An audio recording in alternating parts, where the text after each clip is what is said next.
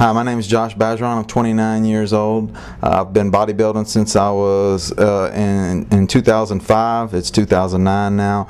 I started out being a very athletic kid. Played baseball, soccer, ran track, was on swimming. Never played football because I actually had a broke neck when I was 10 years old.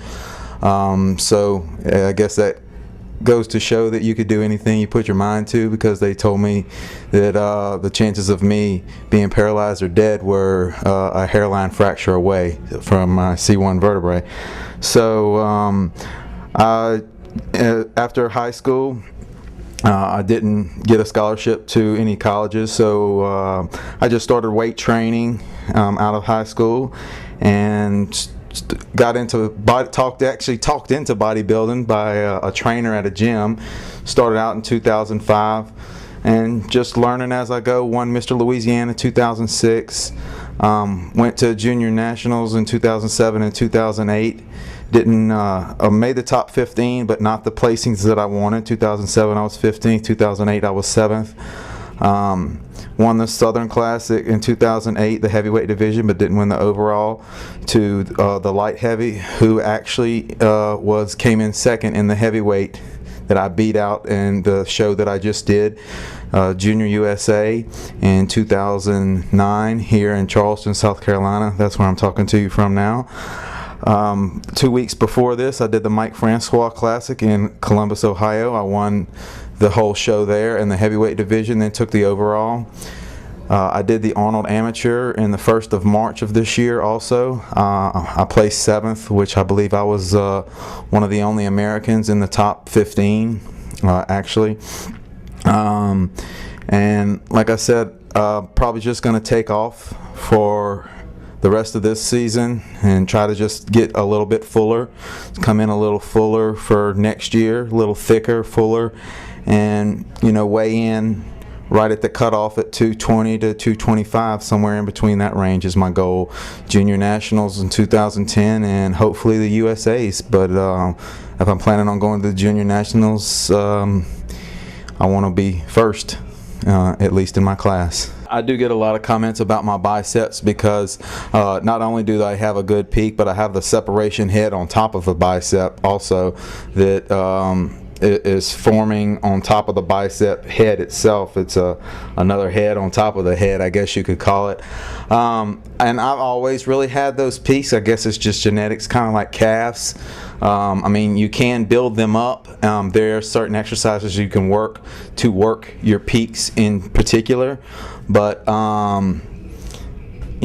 like I said, I've had the peaks, but I've just built them up where they're even bigger than whenever I was younger also. Full extension and full contraction and squeezing the biceps on every exercise, as well as every other exercise also. Anything that I do, I'm trying to concentrate on it. I think whenever you're in the gym, you need to use that time. Time is so limited that we have right now with everybody. I know everybody's really rushed for time, and fitness is taking a back seat to some of the economic times.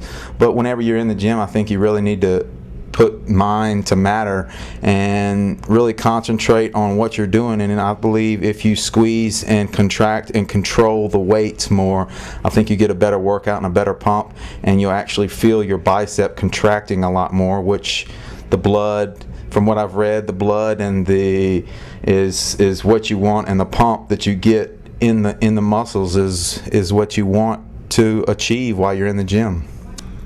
I mean, I think that the squeeze is very important for us being as bodybuilders, and I don't think just in the bodybuilding industry itself, but I think anybody who's trying to look for that, I guess you could call it the beach look, where you're not embarrassed to take your shirt off in the wintertime, kind of look where you look like you do work out, and you don't just sling weights around, and you do wear sleeveless shirt, or are able to wear sleeveless shirts and everything like that, and do have lines still in the quote unquote off season for us.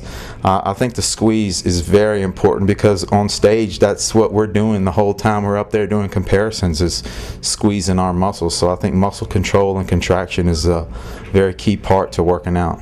I believe starting out with mass movements first, like a straight bar curl, 4 sets of 10 to 12. I at least try to do 10 to 12 reps on every set that I do.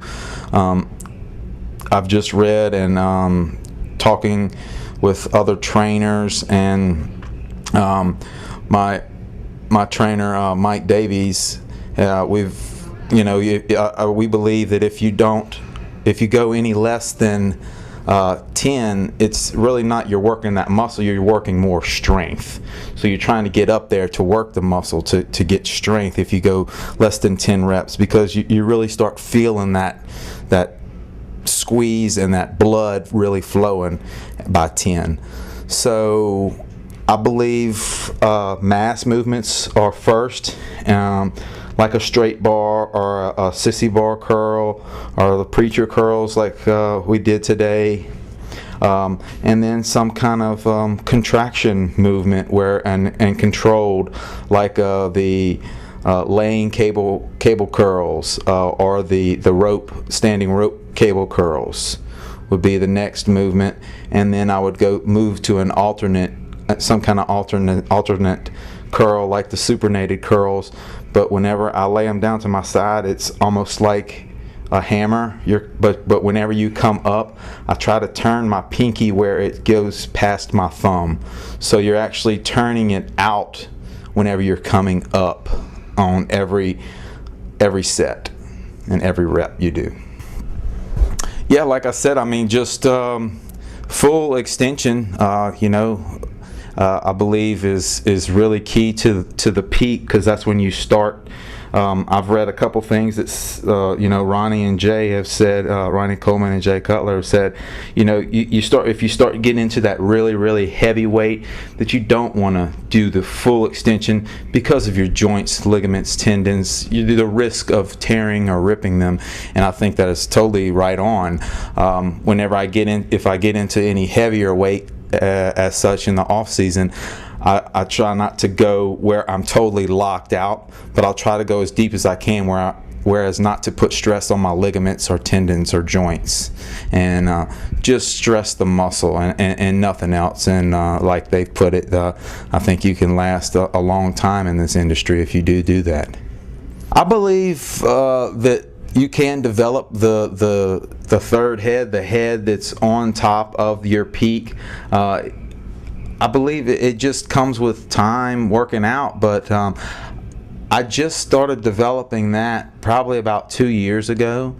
So it is possible, and it's just grown to where I could see it, where it was starting to split up on top, and then it actually started to split more and started to rise up, because I don't think my not to sound conceited, but that my bicep can go any longer because I have too short of arms.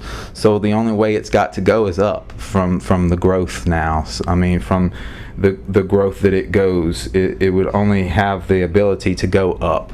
I really don't do any targeted exercises just for that particular muscle. It's just an overall bicep, good quality bi workout, I think is the key to anything. I don't know anybody that doesn't want good arms. I have numerous sleeveless shirts because of that reason. I love them. I wear jerseys all the time because I think if you put that much time and effort into the gym, and that you want to be appreciated, and you want people to appreciate the time and effort that you put in, and people who are in the gym do appreciate how big the arms are. I don't want to look like Greg Valentino with blown up arms, but at the same time, good quality, when I flex they ball up kind of muscles is what I'm looking for.